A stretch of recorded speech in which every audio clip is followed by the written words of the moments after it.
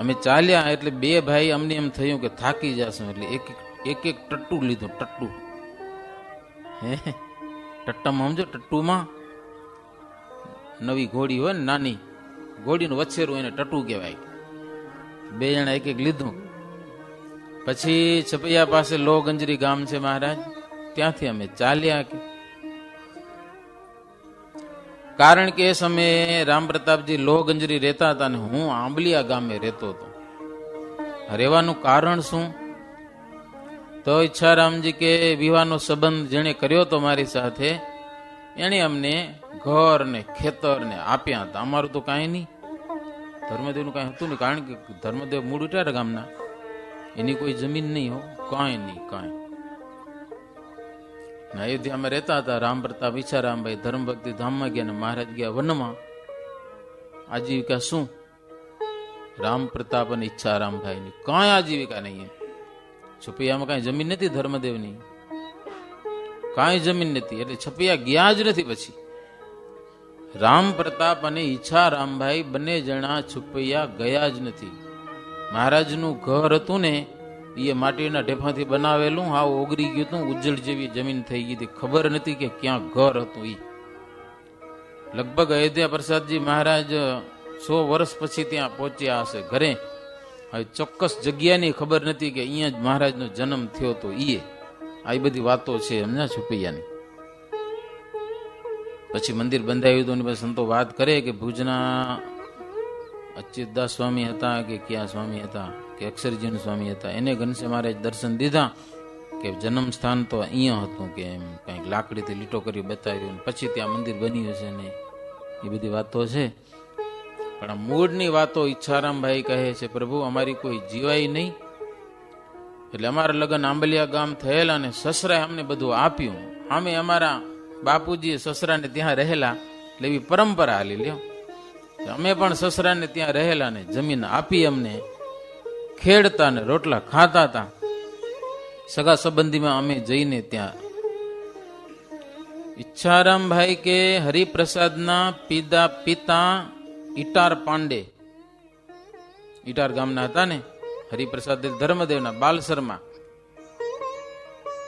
ઈ ત્યાંના જમીનદાર હતા. ઈટાર ગામમાં જમીન ખરી બાલસરમાની, પણ દેશકાળ એવા વિષમ થયા એટલે હરિપ્રસાદના પિતા પણ સગા સંબંધીમાં જઈને રહ્યા અને મૂળ ગામમાં કંઈક સંકટ પડવાને કારણે પછી પ્રભુ એવું કે આ કુટુંબ કયું સર્વરિયા વિપ્ર 13 ઘરમાં એ શ્રેષ્ઠ ગણાય, એટલે જ્યાં જાય તો આ પરિવાર પૂજાતો કે હો, બધા લોકો એને માને. પ્રભુ આજ દિવસ સુધી એવું ચાલતું આવ્યું છે. સર્વરિયા વિપ્ર જ્યાં જાય તો ગામે એટલે ગામના મોટા હોય ને એને જમીન ને ઘર ને એવું આપે. વાવવા માટે જમીન આપે, રહેવા માટે ઘર આપે. હંપીને ચાલે ત્યાં સુધી વાંધો ના આવે, ઝઘડા કરે તો કાઢી મૂકે, એવું ખરું પાછું. એમ પ્રભુ અમારો નિભાવ ચાલે છે. અને આપ તો બધું જાણો જ છો. તો એવી રીતે અમે અલગ અલગ હતા. રામ પ્રતાપજી લોહગંજરી રહેતા હતા અને હું છે આંબલિયા ગામે રહેતો હતો. અમે લોહગંજરીથી ચાલ્યા એટલે અયોધ્યામાં આવ્યા. ત્યાં એક કરતા રામ નામે કરીને એક બ્રાહ્મણ એ કે મારે અયોધ્યાની દ્વારિકાની યાત્રા કરવી છે, તો હું તમારા ભેળો હાલું. એટલે અમે થયા 4 જણા. 3 જણા હતા ને એમાંથી 4 જણા સાથે ચાલ્યા.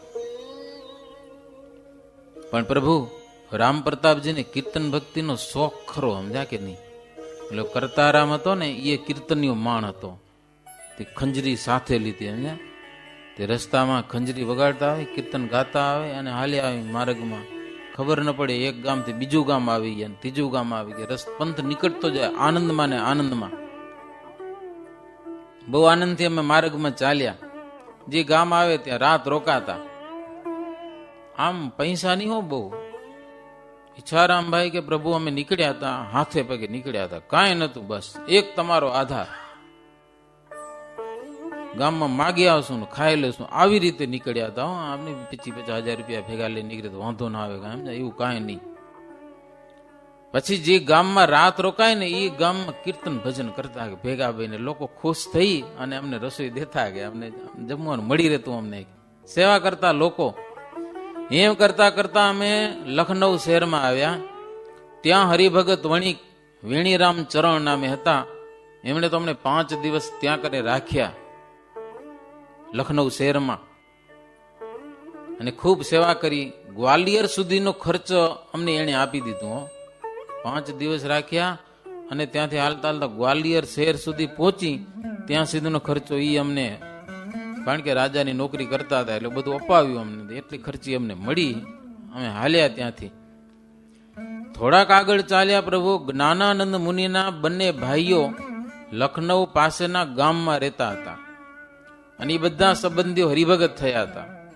અમારા ભાઈ એક સ્વામિનારાયણના સાધુ થયા છે એમ કરીને થોડોક ત્યાં સત્સંગ લાગેલો. તો એમાંથી 4 હરિભગત અમારી સાથે હાલ્યા. એટલે અમે થયા 8 જણા. 4 જણા હતા અને 4 જણા એમાંથી બધા હાલ્યા. એટલે અમે 8 જણા ભેગા થયા. ગંગા યમુના ઉતરી અને છેટ ગ્વાલિયર સુધી આવ્યા. 1 મહિને અમે ગ્વાલિયર પહોંચ્યા. ત્યાંની ચારે બાજુના ગામમાં મુમુક્ષુઓ ઘણા બધા, 20-25 એવા બધા ગામણા. અને સુખાનંદ સ્વામીની વાતો સાંભળી અને કેટલાક લોકો હરિભગત પણ થયેલા ગ્વાલિયરની બાજુમાં. અમને દુહા અને બરાઈ નામના 2 ગામમાં 5-5 દિવસ રાખ્યા અને બહુ અમારી સેવા સરભરા કરી ઈચ્છારામભાઈ કે. અને એ લોકો ભેળા થઈને, આમ બહુ પૈસાવાળા તો કોઈને, આમ બધા ગરીબ જ હરિભક્તો, છતાં પણ ભેળા થઈને ડભોઈ ગામ સુધી અમે પહોંચીએ ને ત્યાં સુધી અમને વાટ ખર્ચી ભેળી કરી દીધી. ડભોઈ ગામ તો વડોદરાની બાજુમાં આવી, ગુજરાતમાં આવી ગયા છે. પછી પ્રભુ અમે ગ્વાલિયરથી ચાલતા ચાલતા ઉજ્જૈન આવ્યા અને ઉજ્જૈનની યાત્રા કરી અમે બધી. ત્યાં કને ખિપ્રા નદીમાં સ્નાન કર્યું અને શ્રી કૃષ્ણ ભગવાન ભણ્યા હતા એ બધા દર્શન કર્યા. પણ મોટા ભાઈ કે અમારે અહીંયા રહેવું હોય કે લ્યો. મોટા ભાઈ ને વળી એવું કે એક તીર્થમાં 5-5 દિવસ રહેવું. હવે દર્શન થઈ જાય પછી રહેવાની શું જરૂર? ઈચ્છારામભાઈ કે હો એ કે હજી 5 દિવસ રોકાવું છે. એનો ઠરાવ તીર્થમાં 5-5 દિવસ રોકાવું. હવે મહારાજી રહેતા રહેતા આવે છે તીર્થમાંથી જટ નીકળે નહીં કે ઈચ્છારામભાઈ કે રામ પ્રતાપજીને તીર્થમાં બહુ મજા પડે. પણ મહારાજ અમે તો તમારા ચરણમાં બધા તીર્થ માન્યા છે. હવે એને અમારે બને કેમ? મને 3 તમારા દર્શન કરવાના. ઈ કે હવે અહીંયા રોકાવું છે 5 દિવસ. લે ઈચ્છારામજી કે મહારાજ મોટા ભાઈ જાણીને ઉજ્જૈન સુધી તો મર્યાદા રાખી, સમજાના. પછી અમારો જીવ ધીરજ રહી શક્યો નહીં કે હવે તો જાવું જ છે કે હવે કેટલા તીર્થ રસ્તામાં આવે ને એને હવે 5-5 દિવસ રોકાવું. મહારાજ મારો જીવ અધીરો બન્યો, માફ કરજો કે મોટા ભાઈને મૂકીને આવ્યો. પણ મેં એની રજા લીધી હતી.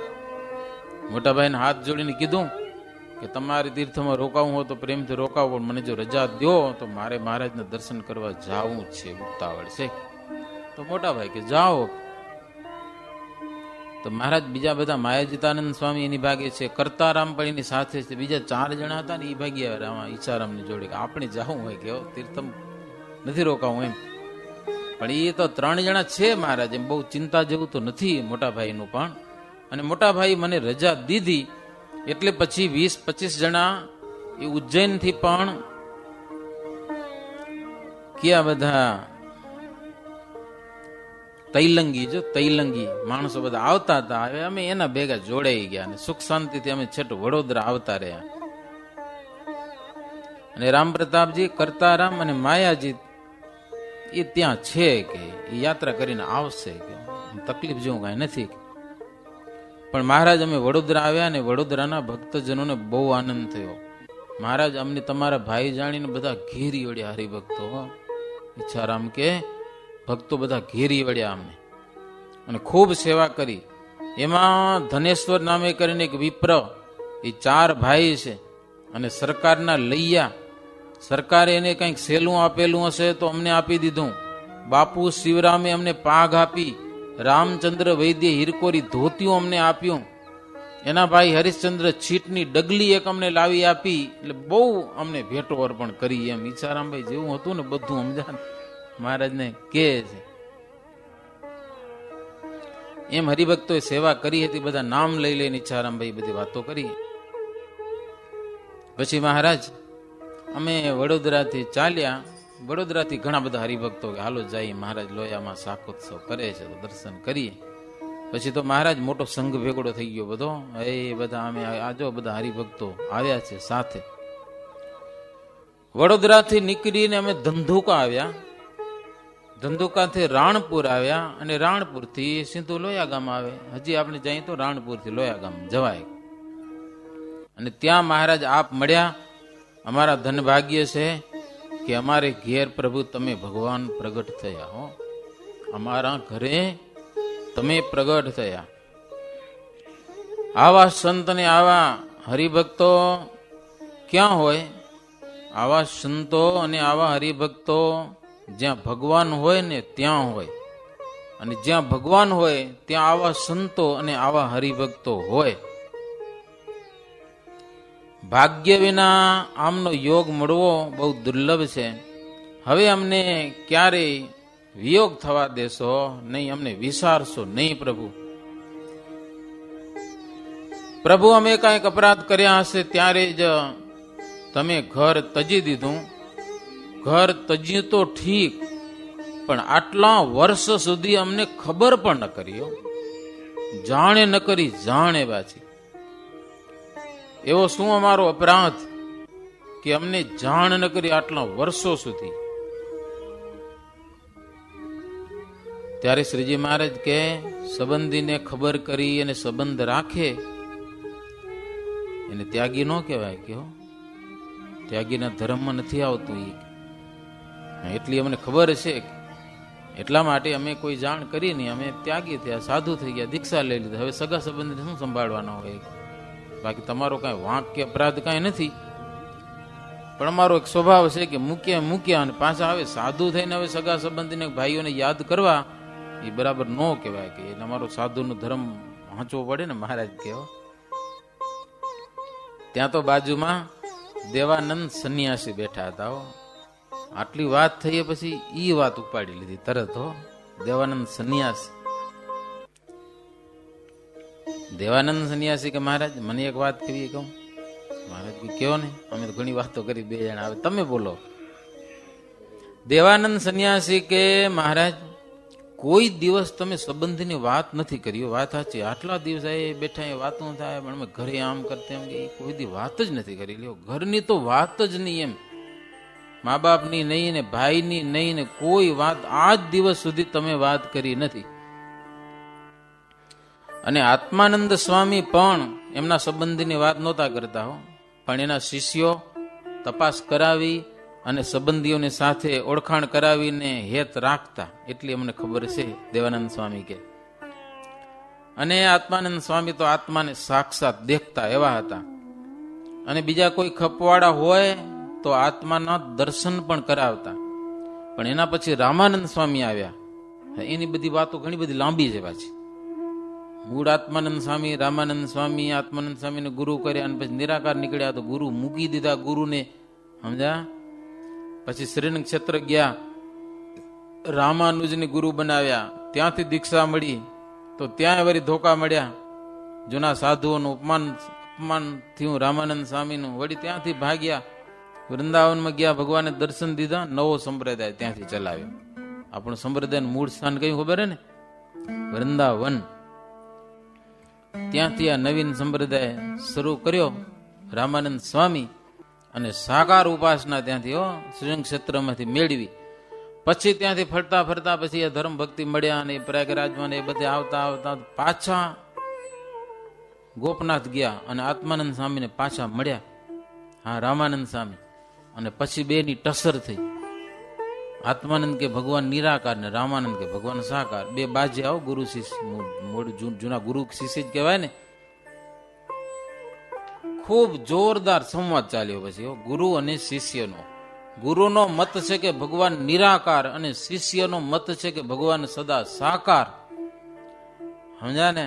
એક પછી એક શાસ્ત્રોના ને વેદોના ને એવા પ્રમાણોની જમાવટ કરતા કરતા કરતા કરતા આત્માનંદ સ્વામી હટ્યા.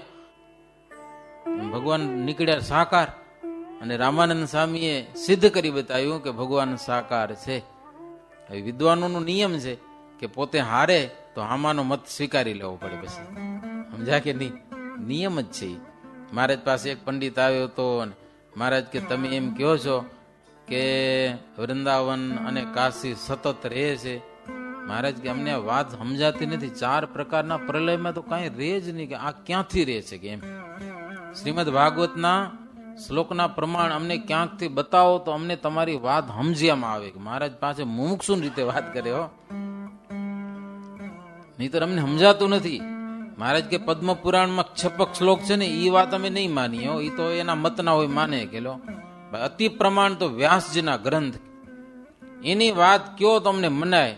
અને બ્રાહ્મણ હાર્યો હો, એની પાસે કોઈ શબ્દો નતા, ભાગવતની કોઈ વાત એની પાસે હતી નહીં, મહારાજ પાસે કહી શકે. હાર્યો ને એટલે મહારાજનો મત સ્વીકારી લીધો. આવે છે ને, પોતાના સંપ્રદાયનો ત્યાગ કરી અને મહારાજનો આશ્રિત થતો હોવો, આ વિદ્વાનો નિયમ છે. એટલે આત્માનંદ સ્વામી હટ્યા, ભગવાન સાકાર ઠર્યા. એ ઘણા બધા શિષ્યો, જેટલા શિષ્યો હતા ને બધા સાથે બેઠા હતા ને આ બધી ચર્ચા થઈ. પછી આત્માનંદ બધા શિષ્યોને કીધું, આત્માનંદ સ્વામીએ કે હવે આપણે એટલા દિવસ તો ખોટું સમજતા હતા કે ભગવાન સાકાર છે, કે લ્યો ભગવાન નિરાકાર નથી. આપણે સમજતા હતા ને ભગવાન નિરાકાર, પણ હવે ભગવાન સાકાર છે. રામાનંદ કહે છે ને એ બરાબર છે. અને હવે હું જઈશ ધામમાં, તમે બધા આને ગુરુ માનજો. પોતાનો આખો શિષ્ય વર્ગ રામાનંદ સ્વામીને આપી દીધો. અને દેવાનંદ સંન્યાસી કે મહારાજ, આત્માનંદ સ્વામી સમર્થ હતા, એની વાતો બહુ મજાની ઘણી બધી, પણ રામાનંદ સ્વામી તો એના કરતા પણ સમર્થ હો. એણે તો ઘણા બધાને ખૂબ ચમત્કારો પણ બતાવ્યા અને સાધુ પણ ઘણા બધા કર્યા. રામાનંદ સ્વામી એટલા સાધુ આત્માનંદ સ્વામી પાસે નહોતા. એની પાસે તો 2-5 જણાનું એક મંડળ હતું. સાધુ તો 1-2 હશે કદાચ, ઘણા નહોતા. એમ હશે 4-5 કદાચ હોય. બાકી શિષ્યો હતા, આયર વધારે હતા, આયર પટ્ટીના. રામાનંદ સ્વામી ઘણા સાધુ કર્યા અને એમાં પહેલા શિષ્ય મોટા એના રામાનંદ સ્વામીના રામદાસ સ્વામી, રામદાસજી એ પહેલા સાધુ બનાવ્યા રામાનંદ સ્વામીએ. અને દેવાનંદ સ્વામી કે મહારાજ રામાનંદ સ્વામી પણ અયોધ્યાના બ્રાહ્મણ હતા અને ભગવાનને પ્રત્યક્ષ દેખતા, પોતે ઉદ્ધવના અવતાર હતા. કૃપા કરીને બીજાને ભગવાનના દર્શન પણ કરાવતા એવા સમર્થ હતા. હવે મહારાજ તમે રાજી હો તો થોડીક તમારી વાત કેવી કે લે. દેવાનંદ સંન્યાસી કે થોડીક તમારી વાત કહું. મહારાજને કહો તમારી વાત. મહારાજ કે કયો ને. મહારાજ પહેલા ઘણા અવતાર થયા, એ બધામાંથી સારી રીત છે ને એ આ વખતે તમે ગ્રહણ કરીએ કે લ્યો. બધા અવતાર માંથી હો, સારામાં સારી રીત હોય ને તો તમે ગ્રહણ કરીએ. કેટલાક મતપંથના લોકો ભગવાનની મૂર્તિનો નિષેધ કરતા હશે ભલે, પણ એને માનનારા કેટલાક પાખંડીઓ પણ હશે, બધું હશે. પણ રામાનંદ સ્વામીએ તમને સમર્થ કરતા રૂપે દેખ્યા. ઘણા બધા એની પાસે શિષ્યો હતા, પણ તમે એક નાની ઉંમરમાં અને 12 દેશથી આવ્યા, તમને બહુ સમર્થ રામાનંદ સ્વામીએ દેખ્યા. અને સમજણમાં આત્માનંદ મુનિ કરતા રામાનંદ મુનિ અધિક, અને તેમના આશ્રિત તેમને ભગવાન તરીકે પણ માનતા રામાનંદ સ્વામીને. અને રામાનંદ સ્વામી અમારા ઉપર બહુ કૃપા રાખતા. એમના વચનથી મહારાજ હું એકવાર કાશી ગયેલો. દેવાનંદ સંન્યાસી કે કાશી ગયેલો અને ત્યાં ગોમઠમાં સંન્યાસી થઈને 1 વર્ષ ત્યાં રહ્યો. અને ત્યાં હું સંન્યાસીના ધર્મ શીખ્યો, સંન્યાસીની રીત ભાત બધી હું શીખ્યો. 1 વર્ષ રહી પછી કાશીથી પાછો રામાનંદ સ્વામી પાસે આવ્યો. સ્વામી બહુ રાજી થયા. પછીથી મહારાજ જે બ્રાહ્મણો ઘરમાંથી ઉદાસ થાય ને એ બધા રામાનંદ સ્વામી પાસે સાધુ થવા આવતા. બ્રાહ્મણ જેટલા આવે ને તો એ બ્રાહ્મણને સંન્યાસીની દીક્ષા રામાનંદ સ્વામી મારા દ્વારા આપવા હતા. દેવાનંદ સ્વામી કે દેવાનંદ દંડી સંન્યાસી. રામાનંદ સ્વામી પોતે દીક્ષા ન આપતા, સંન્યાસીની દીક્ષા મારા દ્વારા. કારણ કે હું ઓફિશિયલી સંન્યાસી થઈને આવ્યો હતો કાશીથી, સમજાય કે નહીં. એટલે સંન્યાસીની દીક્ષા મારી પાસે અપાવતા. ને સંબંધીની વાસના તોડે તેમને સ્વામી પાસે સંન્યાસી દીક્ષા મારી પાસે અપાવતા અને પૃથ્વી ઉપર રહ્યા ત્યાં સુધી સંન્યાસીની દીક્ષા મારી પાસે જ અપાવી રામાનંદ સ્વામીઓ. પણ મહારાજ એક નવીન વાત, કદાચ તમને ખબર નહીં હોય, મહારાજની કહો, અંતર્યામીની વાત એક બાજુ રહેવા દઈએ, આપણે કથાની રીતે કથા કરીએ. દેવાનંદ સ્વામી કે મહારાજ, એક વખત હું રામાનંદ સ્વામી પાસે બેઠેલો અને પર્વતભાઈ બેઠેલા, તમે હાજર નહોતા, પણ પર્વતભાઈએ રામાનંદ સ્વામીને પૂછ્યું કે આ નીલકંઠ વર્ણી કેવા છે? કે દેવાનંદ સંન્યાસી કે તમારા કરતા પણ અધિક હોય એવું અમને લાગે છે. આ વર્ણીમાં અમારું ચિત્ત ચોંટે બહુ છે. પર્વતભાઈ કે આમ તો રામાનંદ સ્વામીને ભગવાન માનતા હતા, પણ તમારા કરતા આમાં વધારે ચિત્ત ચોંટી જાય. આવ્યા તીદી હતી ચોડ્યા વગર ચોટે છે કે એવું ચિત્ત આકર્ષાય છે આ વર્ણીમાં. એમની બધી ક્રિયા પણ એવી છે, પણ એ કેવા જોગી છે એ કહો. એમ રામાનંદ સ્વામીને પર્વતભાઈએ પૂછ્યું એક દિવસ. ત્યાં રામાનંદ સ્વામી તો હસવા માંડ્યા. દેવાનંદ સ્વામી કે પછી પર્વતભાઈને રામાનંદ સ્વામી એમ કીધું કે તમને વાત કહું, પણ કોઈને કયો નહીં, તો હૃદયમાં રાખજો, કોઈને વાત કહેતા નહીં, કારણ કે દંભીને અમે વાત કોઈ દી કહેતા નથી. તમારે પણ એવાને વાત કેવી નહીં. કેટલાક માણસો જ્ઞાન ચોર હોય છે, જ્ઞાન ચોર, સમજાય કે નહીં? જ્ઞાન ચોર પોતાના જ્ઞાનને સૌથી પર શ્રેષ્ઠ મનાવે. કોઈ પણ વાત શાસ્ત્રમાં મળતી આવે યા ન આવે, પણ પોતાના જ્ઞાનને સર્વથી શ્રેષ્ઠ મનાવે એને જ્ઞાનના ચોર કહેવાય. ટૂંકમાં જ્ઞાન ચોર કહેવાય. એમ રામાનંદ સ્વામી કીધું પર્વતભાઈને. જ્ઞાન ચોર હોય એને આ વાત નહીં કહેવાની. એવા જ્ઞાન ચોર હોય છે ને, પોતાની સમજણ સૌ કરતા શ્રેષ્ઠ સમજાવે. અમારે જેવું કોઈ સમજતા જ નથી, એટલે અજ્ઞાની લોકો એને જ્ઞાની માની લે છે. અજ્ઞાની લોકો આમાં તો કોઈ નહીં હો, એમ જ્ઞાની માની લે. એકાંતમાં જઈને જે જ્ઞાન કરે એ બધા જ્ઞાન ચોર કહેવાય.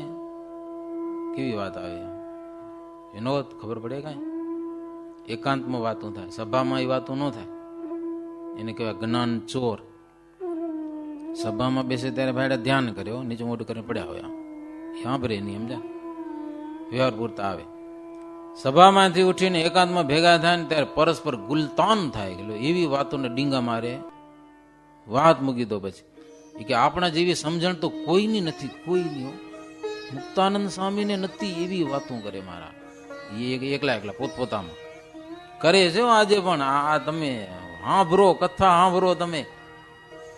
મુક્તાનંદ સ્વામીને તો મહારાજનો ક્યાં નિશ્ચય હતો કે લ્યો વાત કેવી કરી નાખી. પ્રગટ મહારાજના યોગમાં મહારાજ જેને ગુરુ માને એને તો ક્યાં નિશ્ચય હતો. નિષ્કુળાનંદ સ્વામીને ક્યાં ખબર હતી કે મહારાજ ભગવાન છે એનો, અને પોતે એવી સર્વોપરીપણાની એવી ચોંટની વાતો જડાવે ને. એવા સંતો મહારાજ ભેડા રહેલા સંતોને નીચા પાડે, તમે વિચાર કરો. અને આજે સાંભળવા વાળા એ સાંભળે પાછા, હો, ના સાંભળે એમ નહીં, સાંભળે. અને તેમનામાં ન ભળે તેમને મૂળ વિનાના માને કે આ બધા અણહમજુ છે. પોતાના જ્ઞાનની ટોળીમાં ભેળે નહીં ને એ બધા નકામા સમજે કે આ બધા કાંઈ નથી, અને જ્ઞાન વગરના બધા. પણ સંત હરિભક્તો પ્રસિદ્ધ સભા હોય ત્યાં રહીને સાચા મૂળ વાળા સંત હરિભક્તો પાસેથી વાત સાંભળે, સભામાં રહીને વાતો સાંભળે. એ અધર્યા મૂળ વિનાના જ્ઞાન ચોર હોય ને, એ તો એકાંતની સભાવાળાને સર્વોપરી માને. એવી સભાઓ થાય છે એકાંતિકની વાતો. આ કેવી લખ્યું છે આમાં, એની વાતો સ્પેશિયલ હવે અલગ નામ દે છે, કઈક શું કે આત્મીય સભા કહેજો, આત્મીય સભા. એમાં બીજા કોઈને જવા ન જડ્યો. મેં પોતાને એકાંતિક હોય ને એ સભામાં એને એન્ટ્રી હોય, બાકી બીજાને એન્ટ્રી પણ ન જવા જાય. જનરલમાં સત્સંગ થતો હોય ઈ એને કામ ના આવે, પણ પ્રાઇવેટ બેસીને ઊંધું ભરાવે. આ બધી ઊંધું ભરાવે છે. સભામાં વાત ન કરી શકે. શું કામ? કોઈ શાસ્ત્રનું પ્રમાણ છે નહીં એની પાસે.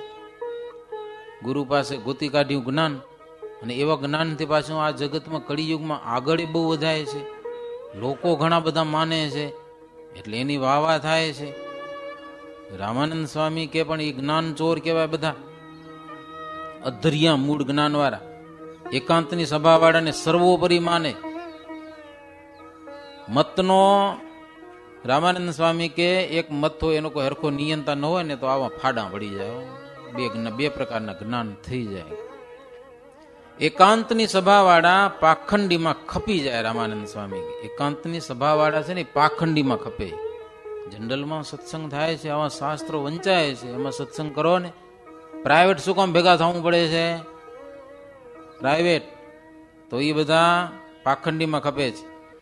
પ્રસિદ્ધ સભા એ જ સભા કહેવાય અને ત્યાં જ ધર્મનો પરિવાર રહે છે. બીજે ધર્મનો પરિવાર નથી રહેતો, એ તો અધર્મ કહેવાય. બધો પોતાનું જ વધારે, પોતાનું જ આગળ વધારે, બસ. બીજા બધાને પણ હેઠા પાડી નાખવાના, બીજી વાત નહીં.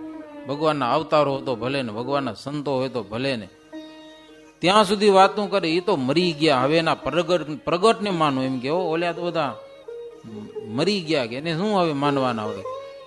એના કીર્તન શું ગાવો કે પ્રગટને કીર્તન ગાવો કે ત્યાં સુધી વાતું કરે તો સાંભળવા વાળાને અક્કલ હોય નહીં. એક જગ્યાએ મેં જોયું, વ્યાસપીઠ બેઠો પેલા થોડીક આંખો બંધ કરે આમ, પછી એને શિષ્ય માઇકમાં જાહેર કરે કે જો આપણા ગુરુ એ હરિભગત દેહનો ત્યાગ કર્યો, તેડવા ગયા હતા. કે પાછું સાંભળવા સાંભળે એ જોવાનું, આવું સાંભળે, સમજા કે નહીં? જી હશે આમાં આવે છે વાતો ખોટી તો ના જોવે ને શાસ્ત્રમાં. એવા ડીંગા હલાવે તોય એમ કે હરિભગત ને આંખ ન ખોલે કે આ બરાબર જ છે કે બસ. દેવાનંદ સંન્યાસી કે આ રામાનંદ સ્વામી પર્વતભાઈ, આ બધી વાત રામાનંદ સ્વામીએ પર્વતભાઈ ને કીધી. દેવાનંદ સ્વામી મહારાજને સંભળાવે છે. પછી રામાનંદ સ્વામી બોલ્યા, આટલા તો પર્વતભાઈ ને કહેજો, આ હું તમને કહું આ જ્ઞાન જેને તેની આગળ કહેતા નહીં. રામાનંદ સ્વામી પર્વતભાઈ ને કે હવે આ વર્ણી જેવા છે એ તમને પાત્ર જાણી તથા સ્નેહી જાણીને કહીએ છીએ. બધાને ન કહેવાય અત્યારે, કારણ કે હવે તેદીનો સમય તેદીના પ્રમાણે કેવું પડે ને. રામાનંદ સ્વામી કે વિવેક વિનાને વાત કહેવામાં આવે તેનું પરિણામ થોડુંક વિપરીત આવે, એટલે વાત કહેવામાં પણ વિવેક રાખવો પડે. રામાનંદ સ્વામી પર્વતભાઈ ને કે જો ભાવથી બહુ સેવા કરતો હોય ને, પણ એ પાત્ર છે એમ માની ન લેવાય. બહુથી ભાવથી સેવા કરતો એટલે પાત્ર જ છે, ક્યારેક ઊંધો નીકળી પડે. એ પાત્ર વિના અંતરની વાત કહેવાય નહીં. ગુરુની વાતમાં સંશય રાખે નહીં એવો શુદ્ધ શિષ્ય હોય ને એને ગુરુ ગુપ્ત જ્ઞાન આપે છે, બધા નથી આપતા. એમ કહી અને રામાનંદ સ્વામી પર્વતભાઈ ને કીધું કે જુઓ આ વર્ણીની જે કઈ વાત છે ને એ બધી સર્વોપરી વાત છે. અને આ વર્ણી છે એ સર્વના કારણ છે. એમનું કારણ કોઈ નથી. ચિદાકાશ કયો કે અક્ષર કયો કે ઉત્પત્તિ સ્થિતિ પ્રલય જે કઈ થાય છે એ કયો, એ સર્વના કારણ આ વર્ણી છે. એમ રામાનંદ સ્વામીએ પર્વતભાઈને કીધેલું મારે કાને વાત સાંભળેલી. દેવાનંદ સંન્યાસી કે પુરુષોત્તમ નારાયણ કો, આદિ નારાયણ કો, સનાતન કૃષ્ણ વગેરે નામથી જે કહેવાય છે ને જે અવતાર છે એ બધા આમના અવતાર છે. પોતે એક મૂર્તિ હોવા છતાં પણ અનેક રૂપો ધારણ કરે છે. જેવું કામ જેવી જરૂર એવું રૂપ ધારણ કરે છે. અને એમનું ચિંતન કરતા સર્વે મનોરથની સિદ્ધિ થાય છે. એમ રામાનંદ સ્વામી પર્વતભાઈને કીધું. મહારાજની હાજરી નહીં હોય, મહારાજ ક્યાંક આડોરા હશે ને આ બધી વાત કરી. રામાનંદ સ્વામીની આ વાત પર્વતભાઈએ માની ત્યારે શ્રીહરિ દેવાનંદને કહે કે આ ગુપ્ત વાતને તમે કેવી રીતે જાણી? એટલે રામાનંદ સ્વામી તો પર્વતભાઈને ના પાડી હતી. તમને કેમ ખબર પડી? હું તો બેઠો તો મને ખબર પડી જાય ને. એમ પર્વતભાઈને કીધું કોઈને કહેતા નહીં, કે મને ના પાડી. પણ આજ દિવસ સુધી કોઈ વાતો નથી કરી ગયા. દેવાનંદ સ્વામી કે પણ દેવાનંદ સંન્યાસી કે મહારાજ મોટા પુરુષો હોય ને એને કેવું ન પડે, તમને કેવું ન પડે કે હું ભગવાન છું. તમારા પ્રતાપ, તમારી સામર્થ્ય, તમે જે ચમત્કારો બતાવ્યા છે એના ઉપરથી બધી ખબર પડી જાય. એનો પ્રતાપ છે એ છુપો રહેતો નથી. આ બધી વાત સાંભળીને ઈચ્છારામભાઈ તો આનંદ પામી ગયા. એને તો બહુ મજા પડી ગઈ આ વાત સાંભળીને, મહારાજની આ સર્વોપરીપણાની વાત સાંભળીને. અને બોલ્યા કે સત્સંગમાં સુખ માત્ર રહ્યા છે, બીજે બધે દુઃખ જ છે, ક્યાંય સુખ નથી. વળી ઈચ્છારામભાઈ બોલ્યા, મહારાજ અમને તમને દુઃખમાં છોડી અને તમે ચાલ્યા આવ્યા તે અમારો એવો કયો અપરાધ હતો એ કયો, લ્યો. પાછા નડ્યા. મહારાજ કે અપરાધની વાત જ નથી, એકવાર વાત થઈ જ ગઈ કે અમે ત્યાગી. એટલે ઈચ્છારામભાઈ કે તમે ત્યાગીપણાની વાત કરો એ તમારા સિવાય બીજા બધાને ઘટે, પણ તમને તો હવે શું, હવે ત્યાગી હે ભગવાનને શું હોય. પછી મહારાજ કે ઈચ્છારામભાઈ કે આટલા દિવસ જે દુઃખ રહ્યું એ અપરાધ વિના તો નહીં રહ્યું ને, કઈક અપરાધ થઈ ગયો હશે એટલે આટલા વર્ષો દુઃખ ભોગ્યું હો તમારા વિનાનું.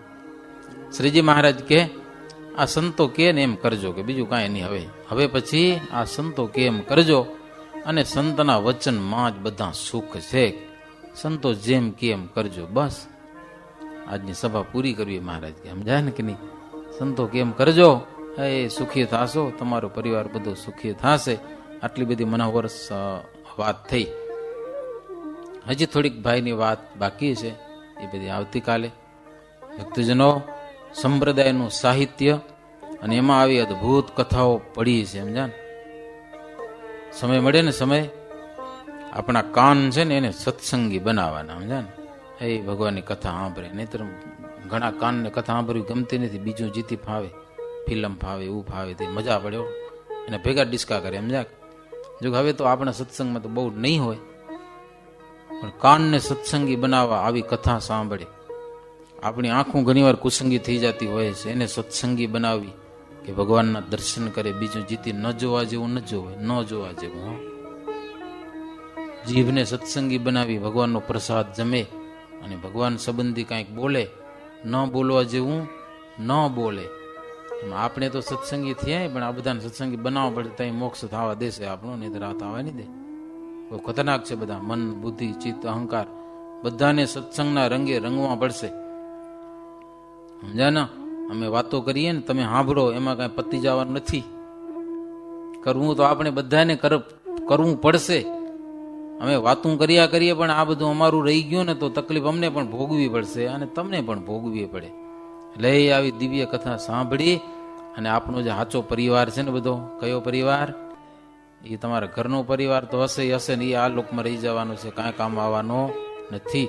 આપણો સાચો પરિવાર, મન, બુદ્ધિ, ચિત્ત, અહંકાર, આ બધી ઇન્દ્રિયો, એ આપણો પરિવાર કહેવાય. એ આપણા પરિવારને સત્સંગી બનાવશું તો એ મહારાજના ચરણ સુધી આપણે પહોંચાડી દેશે. એવી રીતે 45મો તરંગ થયો. સહજાનંદ સ્વામી મહારાજની જય.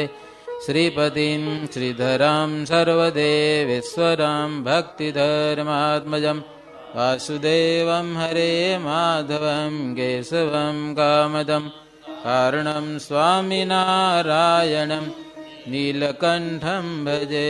સહજાનંદ સ્વામી મહારાજની